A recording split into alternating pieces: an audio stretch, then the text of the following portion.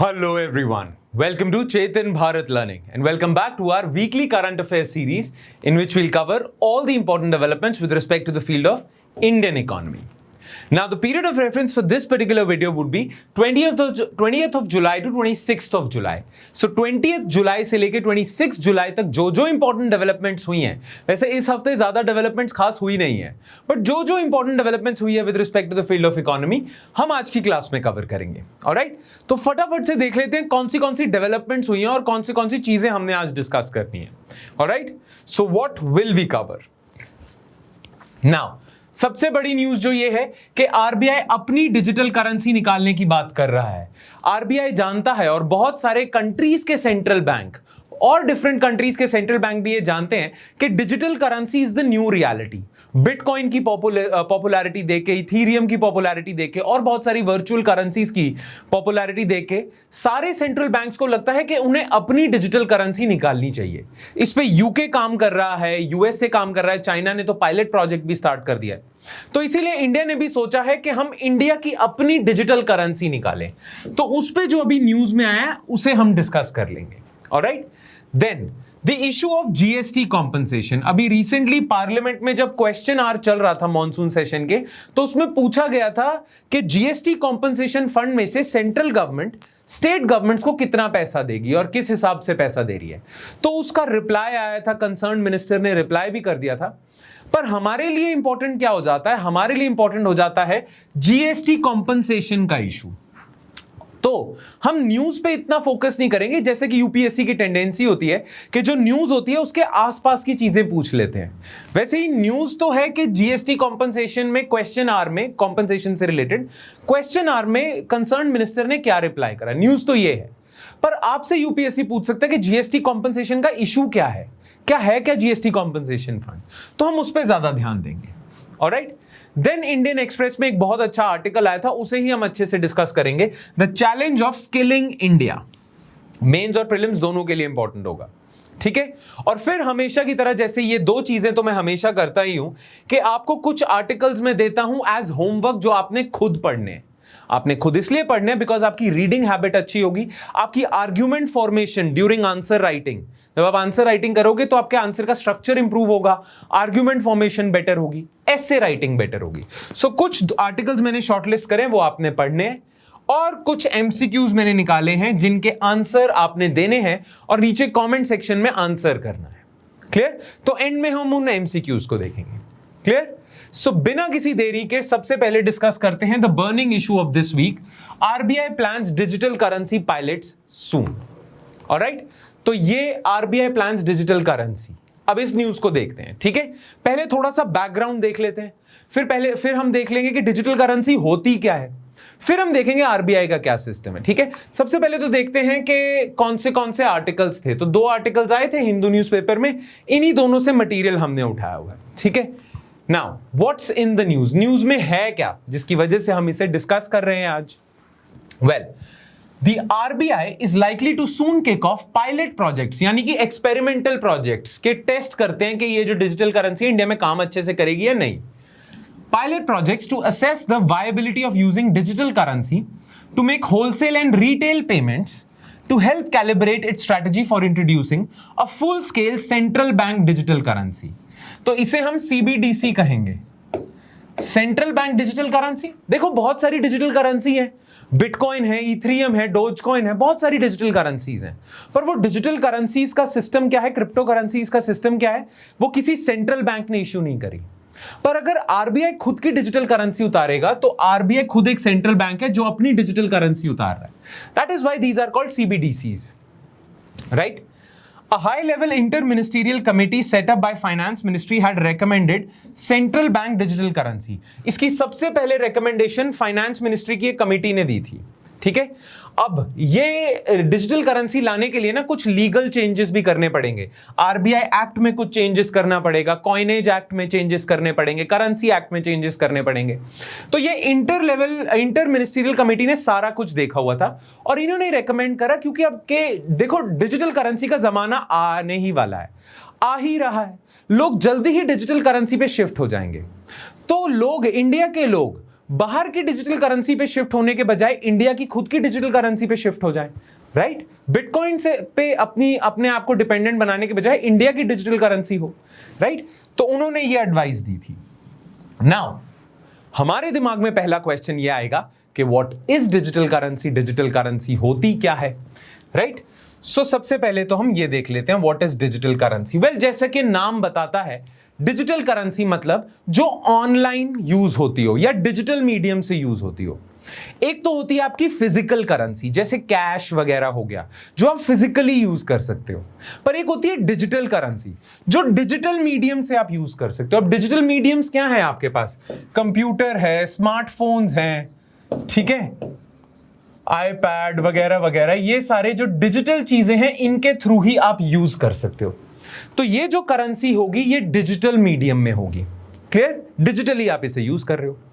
Now digital currency के बिना ये आपने बात याद रखनी है, जनरली लोग कंफ्यूज कर जाते हैं कि जो डिजिटल करेंसी है ना आपकी, उसे भी ना आप दो पार्ट्स में डिवाइड कर सकते हो। एक तो है आपकी वर्चुअल करेंसी और एक सबसे फेमस क्रिप्टो करेंसी। इन दोनों में फर्क है। जो बिटकॉइन, इथेरियम, डोजकॉइन वगैरह हैं, ये क्रिप्टो करेंसी हैं। वर्चुअल करेंसी क्या होती है? वर्चुअल करेंसी बड़ी सिंपल सी चीज है। जैसे रुपीस को अगर हम वर्चुअल फॉर्मेट में ले जाएं, रुपीस का अगर हम डिजिटल वो बना दें, एक डीमटेरियलाइज फॉर्म बना दें, डिजिटल फॉर्म बना दें, तो वो वर्चुअल करेंसी होगी। जैसे मैं बड़ा छोटा सा एग्जांपल दे देता हूं। जब तक कंप्यूटर्स नहीं आए थे ना, तो जो शेयर मार्केट नहीं होती, बॉम्बे स्टॉक एक्सचेंज वगैरह, इनमें जो शेयर्स होते थे ना, वो पेपर फॉर्म में होते थे। आपने टाटा के शेयर्स खरीदने, रिलायंस के शेयर्स खरीदने, वो पेपर फॉर्म में है। पर जब कंप्यूटर आ गए तो इन्हीं पेपर्स को, शेयर्स को आपने डीमैट फॉर्म में कर दिया। Demat is actually short for dematerialised, ठीक है? आज जो आप मार्केट में शेयर्स खरीदते हो, कोई भी इंसान अगर शेयर मार्केट में ट्रेडिंग कर रहा है, आज आप टाटा के शेयर्स खरीदते हो, कोई पेपर नहीं आता आपके पास वर्चुअल फॉर्म में शेयर्स आ जाते हैं, राइट? तो एक तरह से ना वर्चुअल करेंसी क्या होती है? यही जो आपकी करेंसी है, इसका डिजिटल फॉर्म ना, डिजिटल यही आपकी करेंसी है, इसका कंप्यूटर फॉर्म, ठीक है? जैसे शेयर का डीमटेरियलाइज फॉर्म। ये सिंपल है, इसमें और कुछ नहीं है। रहेगा ये अभी भी रुपीज ही होगा, ये रुपी ही, ठीक है? पर बस डिजिटल फॉर्म में होगा। क्लियर? इसे तो हम वर्चुअल करेंसी कहते हैं। क्रिप्टो करेंसी क्या है? वेल, क्रिप्टो करेंसी दो वर्ड से बना हुआ है, क्रिप्टो और करेंसी। ये जो करेंसी है ये एक्चुअली क्रिप्टोग्राफी से बनी हुई है। क्रिप्टोग्राफी मतलब एनक्रिप्शन, डिक्रिप्शन, एनक्रिप्टेड करेंसी है ये जो एनक्रिप्टेड करेंसी है आपकी, इसमें क्रिप्टोग्राफी यूज हो रही है, इसीलिए इसे हैक करना मुश्किल है। वर्चुअल करेंसी को हैक करना बहुत आसान है, मतलब इतना आसान भी नहीं है, पर इससे आसान है, क्योंकि इस पे इंक्रिप्शन एल्गोरिदम लगे होते हैं। जैसे ये बिटकॉइन, इथेरियम वगैरह हैं, ये क्रिप्टो करेंसी हैं, ये क्रिप्टोग्राफी से बनी है। दूसरी खास बात क्या है? बिटकॉइन जो है वो आपका ब्लॉकचेन टेक्नोलॉजी यूज करता है। और ब्लॉकचेन टेक्नोलॉजी में क्या होता है? ये एक ऐसी टेक्नोलॉजी है जो डिस्ट्रीब्यूटेड लेजर यूज कर रही है।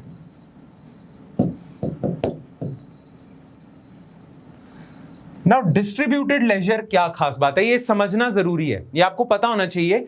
Bitcoin uses blockchain and it is a form of distributed laser technology. देखो, करेंसी किस लिए चाहिए, बिटकॉइन किस लिए चाहिए? पेमेंट करने के लिए। अब मैंने आपको पेमेंट करी, अब इसका प्रूफ कहां पे है कि मैंने आपको पेमेंट कर दी, मैंने अपने बैंक अकाउंट से आपके बैंक अकाउंट में पैसे ट्रांसफर कर दिए, इसका प्रूफ कहां है? इसका लेजर कहां है जहां पे लिखा हुआ है कि मैंने आपको पेमेंट कर दी? वेल, ये तो हो गया लेजर, खाता, जहां पे सारे रिकॉर्ड्स हैं ट्रांजैक्शंस के, राइट? सारी ट्रांजैक्शन के रिकॉर्ड होंगे कि मैंने आपको पेमेंट कर दी, आपने किसी और को कर दी, इसे लेजर कहते हैं। नो, अभी क्या चल रहा है कि जो हमारा पेमेंट सिस्टम है ना, उसमें ये लेजर मेंटेन करते हैं बैंक्स, जितने भी ये शेड्यूल्ड कमर्शियल बैंक्स हैं, ये लेजर मेंटेन करते हैं। मैंने अपने बैंक अकाउंट से आपके बैंक अकाउंट में पेमेंट कर दी, दोनों के पास आईसीआईसीआई का बैंक अकाउंट था, तो आईसीआईसीआई मेंटेन करेगा। मैंने आईसीआईसीआई के बैंक अकाउंट से एसबीआई के अकाउंट में पेमेंट कर दी, तो दोनों आईसीआईसीआई और एसबीआई ये पेमेंट्स, ये लेजर मेंटेन करेंगे, ठीक है? तो जो अभी सिस्टम चल रहा है वो तो चल रहा है सेंट्रलाइज्ड लेजर का, कि एक सेंट्रल अथॉरिटी है, कोई भी बैंक हो सकता है, एक ही अथॉरिटी है, वो मेंटेन कर रही है ये सेंट्रलाइज्ड लेजर, ये खाता। ठीक है, बिटकॉइन में क्या खास बात है? बिटकॉइन में ऐसी किसी चीज की जरूरत ही नहीं, तभी तो बिटकॉइन को थ्रेट मानते हैं। बिटकॉइन में क्या है कि बिटकॉइन ब्लॉकचेन टेक्नोलॉजी ऐसी टेक्नोलॉजी जिसमें ऐसी सेंट्रल अथॉरिटी की जरूरत ही नहीं, किसी बैंक की जरूरत ही नहीं। ये डिस्ट्रीब्यूटेड लेजर फॉलो करता है। डिस्ट्रीब्यूटेड लेजर मतलब ये जो लेजर है, ये जो खाता है, ये जो मेंटेनेंस है, ये जो रिकॉर्ड है जिसमें पेमेंट लिखी हुई है कि किसने किसको पेमेंट करी, ये किसी एक अथॉरिटी पे नहीं है, ये सबके पास है। जितने भी बिटकॉइन के यूजर्स हैं सबके पास ये लेजर है और सारे उस ट्रांजैक्शन को वैलिडेट करते हैं। मैंने आईसीआईसीआई के अपने अकाउंट से आपके अकाउंट में पेमेंट करी है, इस पेमेंट को वैलिडेट कौन कर रहा है? आईसीआईसीआई। पर बिटकॉइन से अगर मैंने आपको पेमेंट करी है, वो पेमेंट कौन वैलिडेट कर रहा है? सारे बिटकॉइन यूजर्स। अब ये कैसे होता है वो हम सेपरेट वीडियो में कभी देखेंगे, जब मैं ब्लॉकचेन पे वीडियो बनाऊंगा कि सारे यूजर्स वैलिडेट कैसे करते हैं। पर अभी के लिए आपको पता होना चाहिए, एक होता है डिस्ट्रीब्यूटेड लेजर और एक होता है सेंट्रलाइज्ड लेजर। ठीक है, वर्चुअल करेंसी में तो सेंट्रलाइज्ड लेजर ही है, ठीक है, बट क्रिप्टो करेंसी जो है बिटकॉइन जैसी जो ब्लॉकचेन यूज कर रही है उसमें डिस्ट्रीब्यूटेड लेजर है। क्लियर? बैंक्स वैलिडेट करेंगे और एक बैंक से दूसरे बैंक में जो अगर पेमेंट हो रही है तो आरबीआई देखेगा उसे, आरबीआई उस लेजर को मेंटेन करेगा, पर एक सेंट्रल अथॉरिटी लेजर मेंटेन करेगी। तो ध्यान रखना, डिजिटल करेंसी तो एक ब्रॉड नेम है, डिजिटल करेंसी के भी बहुत सारे पार्ट्स हैं। वर्चुअल करेंसी होती है, क्रिप्टो करेंसी होती है। क्रिप्टो करेंसी जो है वो ब्लॉकचेन यूज करेगी, एक तो क्रिप्टोग्राफी यूज करेगी, एनक्रिप्शन टेक्निक्स, तभी हैक करना मुश्किल है। दूसरा ब्लॉकचेन यूज करेगी जिसमें डिस्ट्रीब्यूटेड लेजर होगा, और क्योंकि लेजर डिस्ट्रीब्यूटेड है, एक जगह पे नहीं है, तो हैकर्स के लिए बड़ा मुश्किल हो जाता है। वरना पहले हैकर्स क्या कर सकते थे, इस सेंट्रलाइज अथॉरिटी के सर्वर को हैक कर देंगे, वहां पे मैनिपुलेट कर लेंगे। पर अब ये लेजर हर जगह है, जितने भी बिटकॉइन यूजर हैं। अब किसी हैकर में इतना दम नहीं है कि सारे बिटकॉइन यूजर्स को हैक कर दे, राइट? और बहुत सारी प्रॉब्लम्स है, इसलिए हैकेबल सी नहीं है। डिस्ट्रीब्यूटेड लेजर है, सेंट्रल अथॉरिटी का रोल ही हट गया इससे। क्लियर? नाउ इंडिया किसी भी डायरेक्शन में जा सकता है। इंडिया ने बोला हम डिजिटल करेंसी बना रहे हैं, हम क्रिप्टो भी बना सकते हैं, हम वर्चुअल भी बना सकते हैं, हमारे ऊपर है। अभी इंडिया ने कुछ कहा नहीं है। अभी आरबीआई डिसाइड करेगा पायलट के थ्रू कि कौन सी टेक्नोलॉजी यूज कर रही है, डिस्ट्रीब्यूटेड लेजर की या सेंट्रलाइज्ड लेजर की। खैर, इससे मैंने आपको बस ये बताना था कि डिजिटल करेंसी के भी फॉर्म्स हैं। क्रिप्टो करेंसी ही सिर्फ इकलौता फॉर्म नहीं है डिजिटल करेंसी का, there are various other forms. Clear? Make sense? चलो, अब इंडिया के अलावा सिर्फ ऐसा तो नहीं है कि सिर्फ इंडिया ही सोच रहा होगा कि हम डिजिटल करेंसी बनाते हैं, और कौन सी कंट्रीज ने पहल कर ली है। सबसे पहले तो एल साल्वाडोर ने कह दिया है कि हम बिटकॉइन यूज करने देंगे अपनी कंट्री में। इंडिया में तो आरबीआई ने बैन कर दिया था ना। El Salvador, a small coastal country in Central America, has become the first in the world to adopt Bitcoin as legal tender। यानी कि वहां की जो सेंट्रल बैंक है वो अलाउ करता है बिटकॉइन को। एल साल्वाडोर कर चुका है। ब्रिटेन सोच रहा है कि हम अपनी डिजिटल करेंसी बनाएं जिसका नाम ब्रिटकॉइन रख देंगे, ब्रिटकॉइन। तो ब्रिटेन का सेंट्रल बैंक अपना सीबीडीसी बना रहा है। Then in 2020 China started testing its official digital currency which is unofficially called digital currency electronic payment, DCEP। तो चाइना ने ट्रायल स्टार्ट कर दिए अपनी। इन अप्रैल 2018 RBI band banks and other regulated entities from supporting crypto transactions after digital currencies were used for frauds. Crypto currency की और bitcoin की खास बात यह है कि ये आप अनोनिमसली यूज कर सकते हो। मैंने किसी को पेमेंट करी तो बैंक के पास तो वो ट्रांजैक्शन है, वो रिपोर्ट कर देगा अथॉरिटीज को या बता देगा कि इसने यहां या पेमेंट यहां से यहां गई है। क्रिप्टो करेंसी में कोई ऐसी अथॉरिटी नहीं है जो रिपोर्ट करेगी। अनोनिमसली आप किसी को पेमेंट कर सकते हो, चाहे आप टेररिस्ट को फाइनेंस कर दो, कोई ढूंढ नहीं पाएगा आपको, उनको पैसे भी मिल जाएंगे। बिटकॉइन की ये बड़ी प्रॉब्लम है, इसीलिए तो ये सारी कंट्री सोच रही हैं हम अपना निकाल लें ताकि हमें तो पता हो अगर कोई हमारी डिजिटल करेंसी यूज करके किसी को पेमेंट कर रहा है तो हमें तो पता हो, हम मेंटेन करेंगे लेजर। ठीक है, तो इंडिया के आरबीआई ने तो बैन कर दिया था कि बिटकॉइन यूज नहीं होगा, पर सुप्रीम कोर्ट ने उस बैन को ओवरटर्न कर दिया था। अब हम वेट कर रहे हैं कि गवर्नमेंट कोई लॉ लेके आए जिसमें वो क्लियर करे कि बिटकॉइन लीगल है इलीगल है। ठीक है, तो ये तो बाकी कंट्रीज होगी। अब एडवांटेजेस क्या है डिजिटल करेंसी के? इंडिया अगर सीबीडीसी निकाल लेता है अपना, तो एडवांटेजेस क्या है? It would reduce the cost of currency management while enabling real time payment without any interbank settlement. ठीक है, एक तो फास्ट पेमेंट होगी। अभी क्या होता है, मैंने पेमेंट कहीं से कहीं करनी है तो थोड़े टाइम बाद पहुंचती है पेमेंट, क्योंकि बैंक्स को कुछ वो क्लियरिंग वगैरह करनी होती है ना, लेजर में अपडेट वगैरह करना होता है। अगर डिजिटल करेंसी होगी तो रियल टाइम पेमेंट होगी, जल्दी अभी पेमेंट करी पहुंच गई, राइट। रियल टाइम पेमेंट होगी, इंटरबैंक कोई सेटलमेंट नहीं चाहिए, क्योंकि बैंक्स का रोल ही हट जाएगा। अब सिर्फ आरबीआई का रोल होगा। आरबीआई की डिजिटल करेंसी, अब आरबीआई सेंट्रल अथॉरिटी है, बैंक्स का रोल ही हट जाएगा पेमेंट्स में। India is a fairly high currency to GDP ratio. India का करेंसी टू जीडीपी रेशियो बहुत हाई है। दैट मींस इंडिया ज्यादा कैश यूज करता है, बहुत कैश यूज करता है India. Another benefit of CBDC to the extent large cash usage can be replaced by CBDC. The cost of अब इंडिया ना कैश ज्यादा यूज करता है, तो इंडिया में अगर सीबीडीसी आ जाता है तो ज्यादा से ज्यादा लोग सीबीडीसी यूज करेंगे, डिजिटल ट्रांजैक्शन बढ़ जाएगी, इंडिया की कैश यूजेज कम हो जाएगी, और जब कैश यूजेज कम हो जाएगी, लोग कम कैश यूज करेंगे, तो करेंसी टू जीडीपी रेशियो भी कम होगा। आरबीआई की कॉस्ट कम हो जाएगी। अभी आरबीआई की काफी कॉस्ट लगती है प्रिंटिंग में, ट्रांसपोर्टिंग में, स्टोरिंग पेपर करेंसी वगैरह वगैरह, वो सारी कॉस्ट कम हो जाएगी, तो ये चीपर ऑप्शन है। Then it will also minimize the damage to the public from the usage of private virtual currency. अगर ये बड़ी बड़ी इंपॉर्टेंट चीज है, यही मेन रीजन है जिसकी वजह से आरबीआई अपनी डिजिटल करेंसी उतार रहा है। क्यों? ध्यान से सुनना। अगर इंडिया में ज्यादातर लोग बिटकॉइन यूज करने लग जाते हैं तो डोंट यू थिंक रुपीज को नुकसान होगा? लोग कम रुपीज यूज कर रहे हैं। अच्छा, रुपी को नुकसान होता है या रुपीज लोग कम यूज करते हैं? सबसे ज्यादा नुकसान होता है आरबीआई का। क्यों?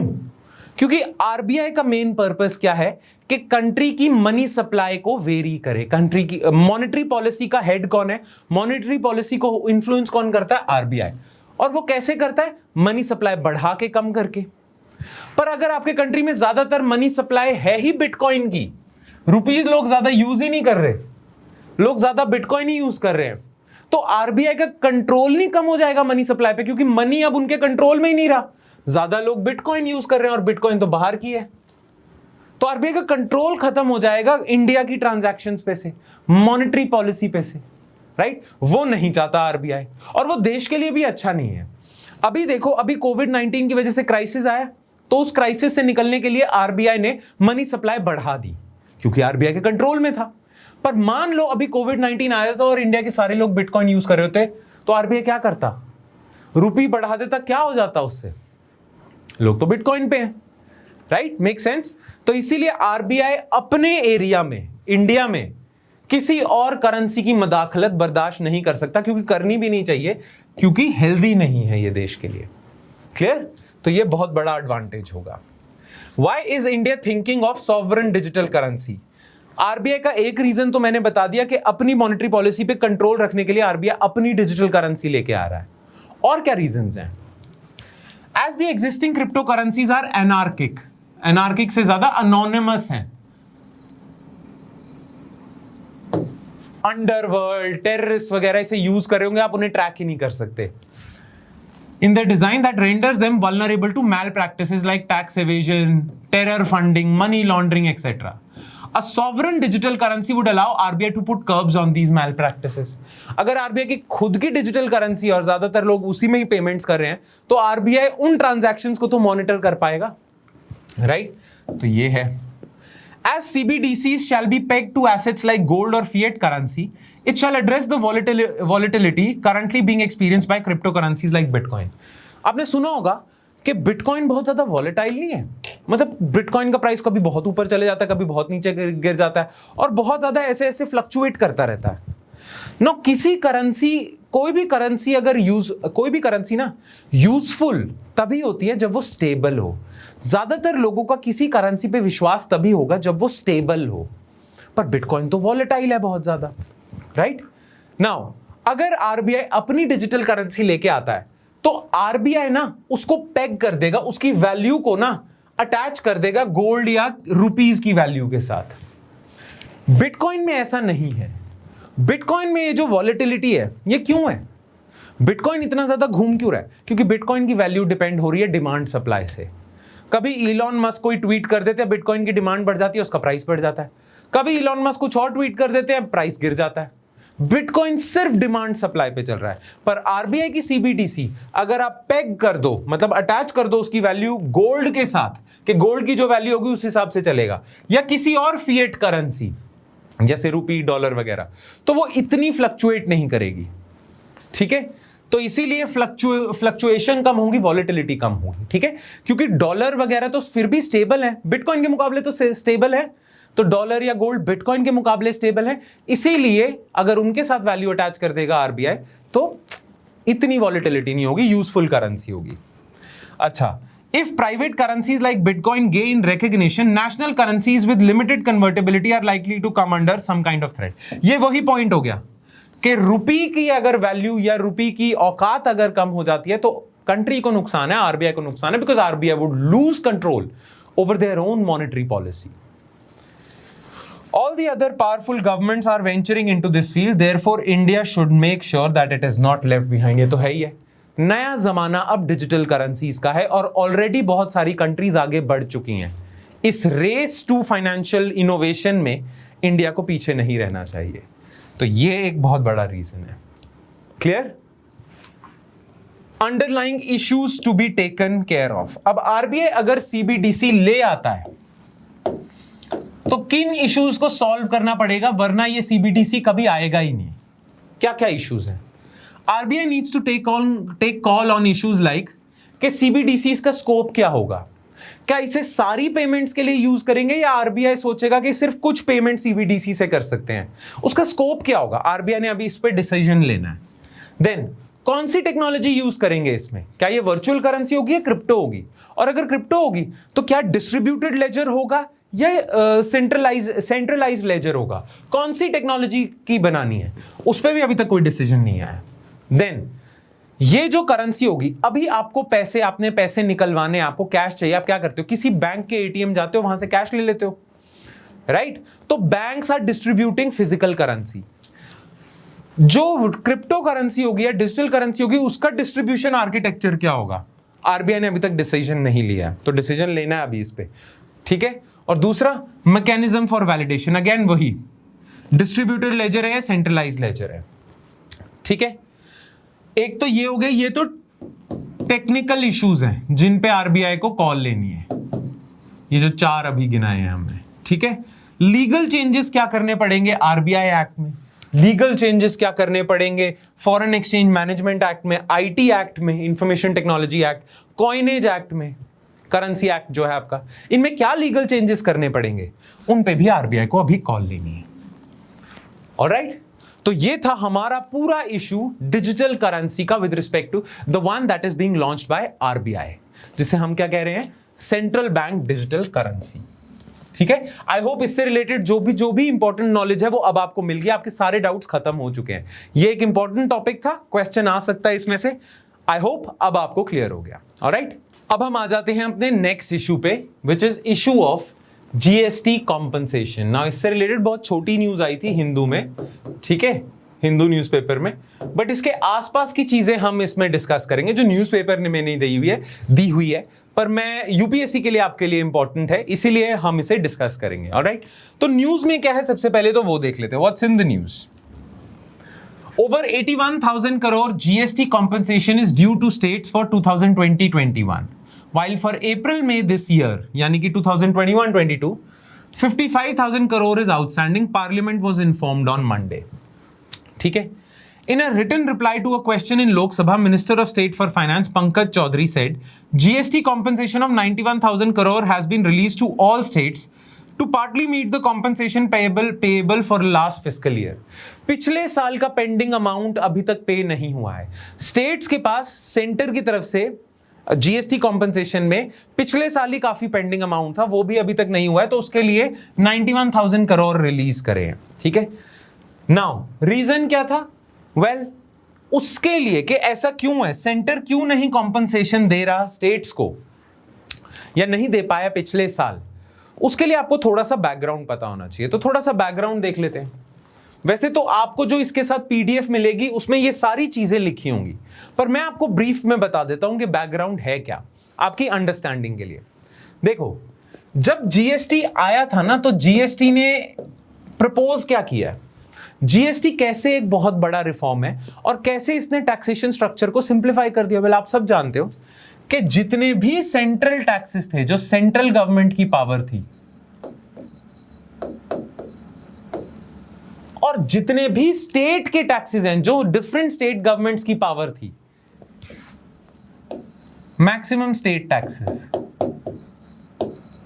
वो सारे के सारे आपने जीएसटी में डाल दिए। मैक्सिमम सेंट्रल टैक्सेस जो इनडायरेक्ट टैक्सेस थे और स्टेट लेवल के टैक्सेस जो स्टेट गवर्नमेंट्स लगाती थी, आपने सारे कंबाइन करके बना दिया एक सिंगल जीएसटी। अब जीएसटी लगेगा कैसे? एक लगेगा सीजीएसटी जो सेंटर के पास चला जाएगा, और एक लगेगा एसजीएसटी जो स्टेट के पास चला जाएगा। ठीक है, पर इसमें एक प्रॉब्लम क्या है कि सीजीएसटी और एसजीएसटी की वैल्यू क्या होगी? कितना सीजीएसटी, कितना एसजीएसटी, ये कौन डिसाइड करेगा? ये जीएसटी काउंसिल डिसाइड करेगा। ठीक है ना। पहले जब भी स्टेट टैक्सेस, जितने भी स्टेट टैक्सेस थे, वो कितने होंगे, ये डिसाइड करने की पावर थी स्टेट्स की। स्टेट्स की खुद की पावर थी ये डिसाइड करने की कि हमने, पंजाब की पावर थी कि उसने अपने एरिया में कितना सेल टैक्स रखना है। हरियाणा की अपनी पावर थी, तभी डिफरेंट स्टेट्स में डिफरेंट स्टेट टैक्सेस थे, राइट। पर अब आपने सारी ये पावर उठा के जीएसटी काउंसिल को दे दी। हाँ, जीएसटी काउंसिल में स्टेट के रिप्रेजेंटेटिव्स भी हैं, सेंटर के भी हैं, रिप्रेजेंटेटिव्स हैं, पर अब डिफरेंट स्टेट डिफरेंट रेट नहीं चार्ज कर सकती। पूरे हिंदुस्तान में एसजीएसटी सेम रहेगा और मिलेगा भी वहां की स्टेट गवर्नमेंट को, पर डिसाइड कौन करेगा? GST council.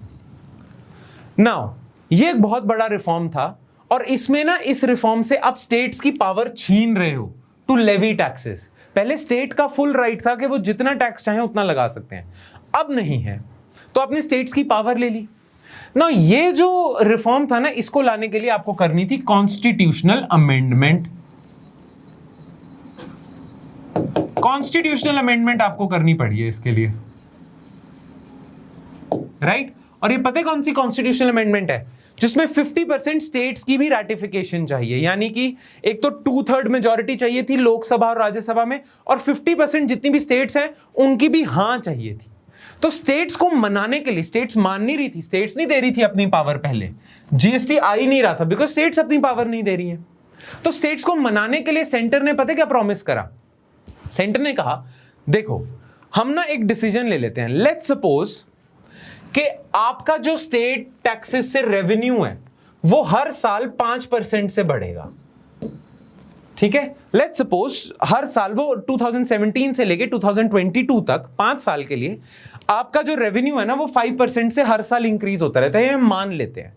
ठीक है, और अगर आपका ये रेट बढ़ता रहता है, ठीक है, हम उस हिसाब से मान लेंगे कि अगर जीएसटी ना आता तो आपके पास इतना टैक्सेस से रेवेन्यू आ जाता। अब जीएसटी से आपको सारा एसजीएसटी मिल जाएगा। जितना आपका जीएसटी ना आने से रेवेन्यू, लेट्स सपोज आपका जीएसटी ना आता अगर, तो स्टेट्स का रेवेन्यू होता इतना, और जीएसटी के आने की वजह से स्टेट्स का रेवेन्यू हो गया इतना। तो ये जो डिफरेंस है ना, ये हम आपको पे कर देंगे एज कॉम्पनसेशन। इसे हम कहते हैं जीएसटी कॉम्पनसेशन। ठीक है, रेवेन्यू न्यूट्रल रेट जैसे हम कहते हैं ना, revenue neutral rate. Revenue neutral rate क्या है कि जीएसटी का वो रेट हो जिससे कोई शॉर्टफॉल ही ना हो स्टेट्स के उसमें। पर अगर स्टेट्स के उसमें शॉर्टफॉल होती है कि स्टेट्स अगर खुद टैक्सेस लगाती तो इतना रेवेन्यू था, और अब जीएसटी आने की वजह से उन्हें इतना का शॉर्टफॉल हो रहा है, तो वो शॉर्टफॉल पेएबल है, सेंटर पे करेगा उसे एज कॉम्पनसेशन, जीएसटी कॉम्पनसेशन। ठीक है, वो सेंटर पे करेगा, और कितने टाइम तक पे करेगा? 5 सालों के लिए पे करेगा, टिल 2022। ठीक है, 5 सालों के लिए पे करेगा। और कहां से, सेंटर कहां से पैसा लाएगा ये? वेल, जितने भी लग्जरी गुड्स हैं ना, जितने भी सिन गुड्स हैं, लग्जरी गुड्स जिन पे बहुत ज्यादा जीएसटी लग रहा है, उस पे सेस भी लगेगा, जिसका नाम होगा compensation cess, GST compensation cess. तो लग्जरी गुड्स, सिन गुड्स जैसे सिगरेट्स, टोबैको वगैरह, उन पे टैक्स के साथ साथ कॉम्पनसेशन सेस भी लगेगा। उस कॉम्पनसेशन सेस से जो पैसा आएगा वो जाएगा जीएसटी कॉम्पनसेशन फंड में, और उस फंड में जो पैसा होगा वो स्टेट्स को डिस्ट्रीब्यूट कर दिया जाएगा। कोविड-19 के दौरान क्या हुआ? वेल, कोविड-19 के दौरान एक प्रॉब्लम हो गई। कोविड-19 के दौरान टैक्सेस की लॉकडाउन लग गया। लॉकडाउन लग जाएगा तो गुड्स एंड सर्विसेज की खरीद फरोख्त नहीं होगी। गुड्स एंड सर्विसेज की अगर ट्रेडिंग नहीं होगी, खरीद फरोख्त नहीं होगी, तो जीएसटी कहां से कलेक्ट होगा? और अगर जीएसटी कलेक्ट नहीं होगा तो जीएसटी कॉम्पनसेशन सेस से भी कहां से पैसा आएगा?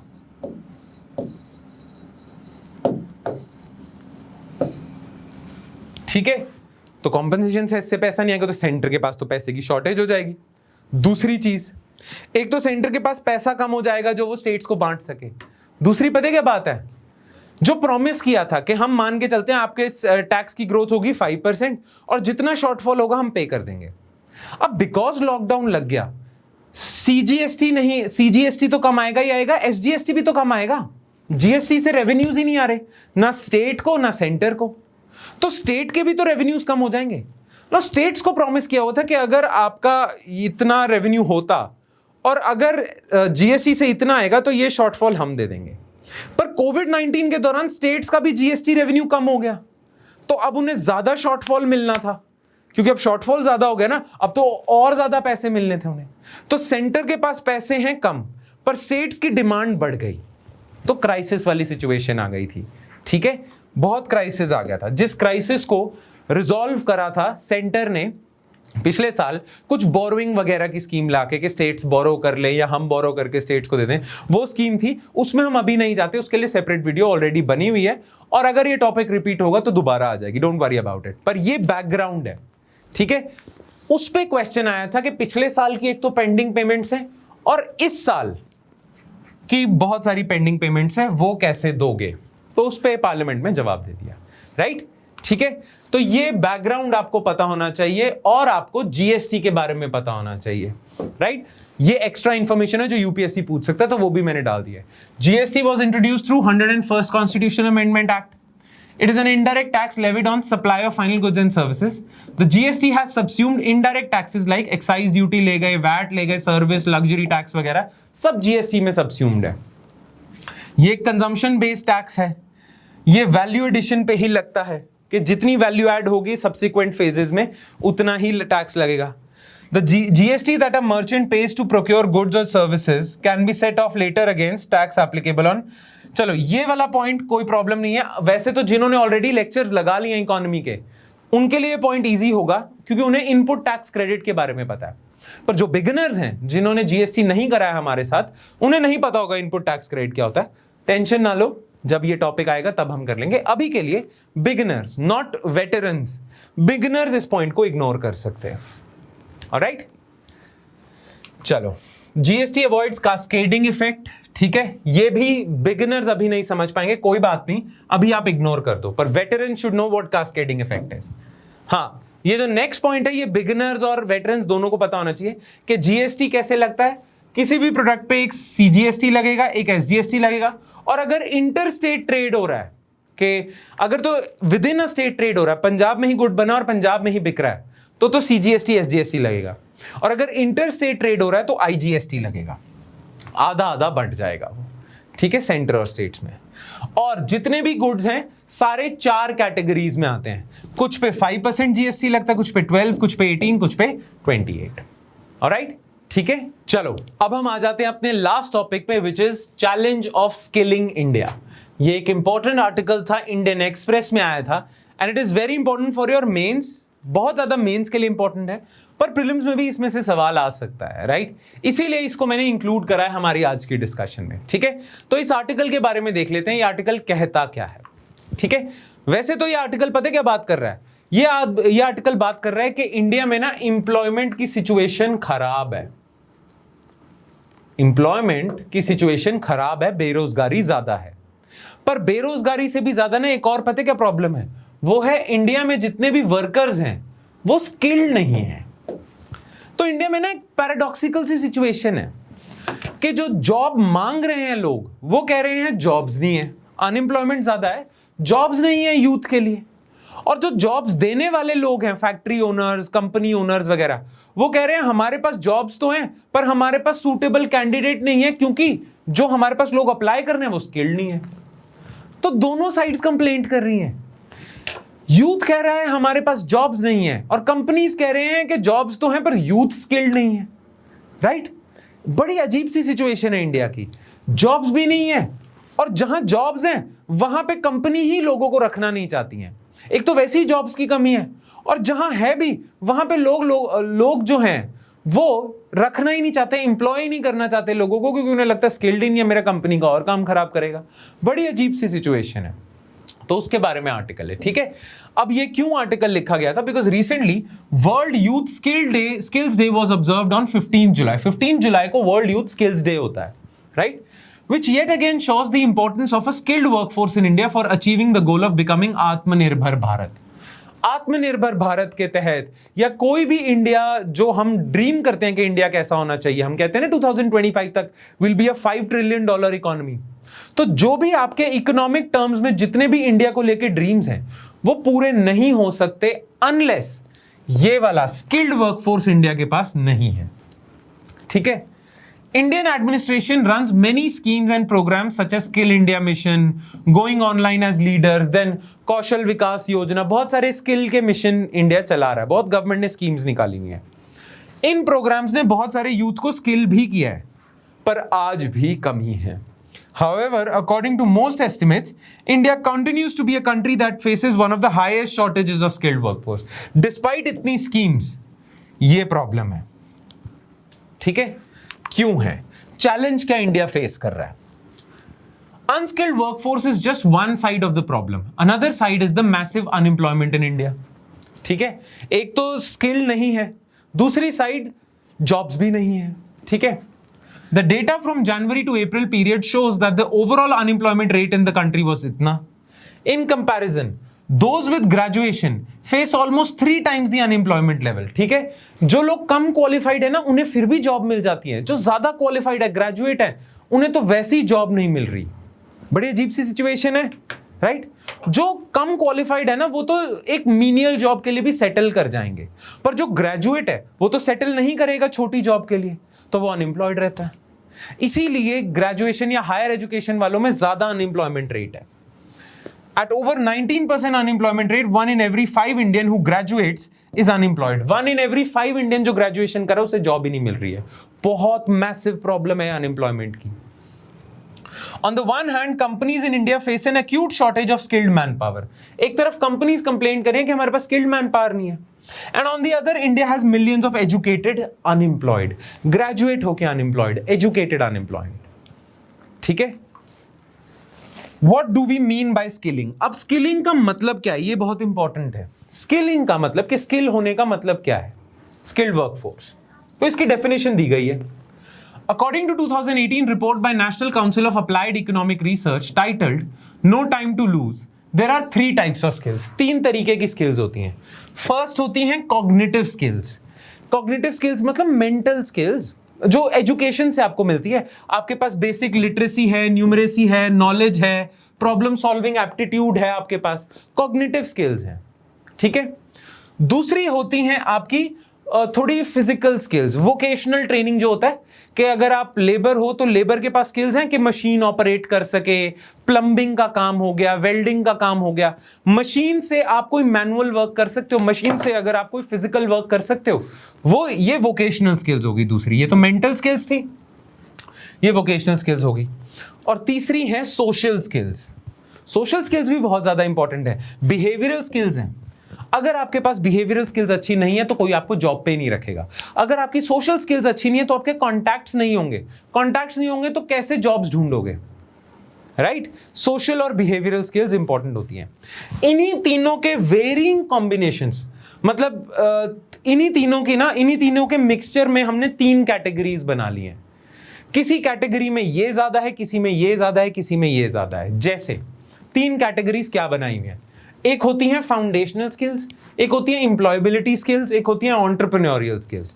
जो फाउंडेशनल स्किल्स होती है ना, उसमें ये जो कॉग्निटिव स्किल्स हैं उनका ज्यादा रोल होता है, सोशल का उससे थोड़ा कम, और टेक्निकल जो वोकेशनल है, प्लम्बिंग वगैरह, वो फाउंडेशनल स्किल में नहीं आएगी। दूसरा है एम्प्लॉयबिलिटी स्किल, इसमें तीनों चाहिए होता है, एम्प्लॉयमेंट चाहिए।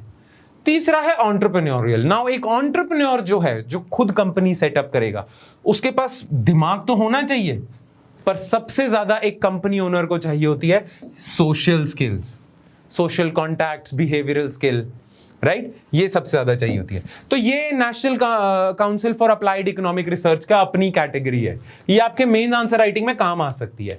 ये तीन चीजें और इनके कॉम्बिनेशन से ये तीन कैटेगरीज बनना, ठीक है? नाउ इंडिया में क्या स्केल है चैलेंज का, कि स्किलिंग कितनी ज्यादा लैक कर रही है इंडिया में कितनी प्रॉब्लम है स्किलिंग को लेके, ठीक है? According to 2018 report by National Council of Applied Economic Research, India had about 468 million people in its workforce. Among them, around 92% were informal. 92% लोग informal sector में काम करते थे, according to this council in 2018. और informal sector में unskilled या semi skilled लोग ही काम करते हैं, ठीक है? तो 92% आपकी workforce unskilled या semi skilled है, बहुत बुरी बात है, ठीक है? Next, around 31% were illiterate. Only 13% had primary education, 5वीं तक, and 6% were college graduates. अच्छा, अगर आपकी एजुकेशन नहीं है, अगर आप 10वीं 12वीं नहीं पास हो, तो आपने कम से कम कारीगरी का तो काम सीखा हुआ है, वोकेशनल ट्रेनिंग तो हो आपके पास। फॉर्मल वोकेशनल ट्रेनिंग भी सिर्फ 2% वर्कफोर्स के पास है, formal vocational training, and only 9% had non formal vocational training. That report had also estimated that almost 1.25 million new workers add होते हैं इंडिया में. हाँ, इन्होंने कहा है कि हर साल, एवरी मंथ 1.25 मिलियन नए वर्कर्स ऐड होंगे इंडिया की टोटल वर्कफोर्स में. Yet out of more than 5 lakh final year bachelor students age who were surveyed, around 50% were found to be unemployable. 5 lakh bachelors निकलते हैं ग्रेजुएशन करके 18 to 29 की as में. More than 50% को आप अनएम्प्लॉयबल की कैटेगरी में डालोगे. 2-3 साल पहले ना नासकॉम का एक बारी सर्वे आया था, उन्होंने इंजीनियर्स के बारे में बोला था.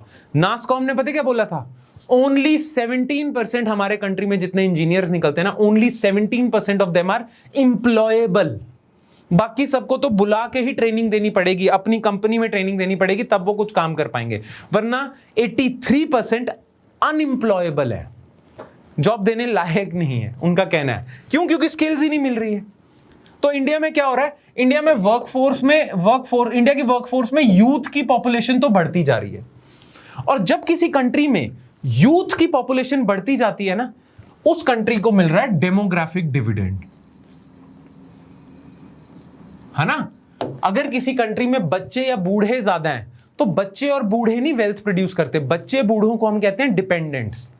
जो वर्कफोर्स की एज है ना, वर्किंग एज पॉपुलेशन है 16 से लेके 59 तक, इसे वर्किंग एज पॉपुलेशन कहते हैं.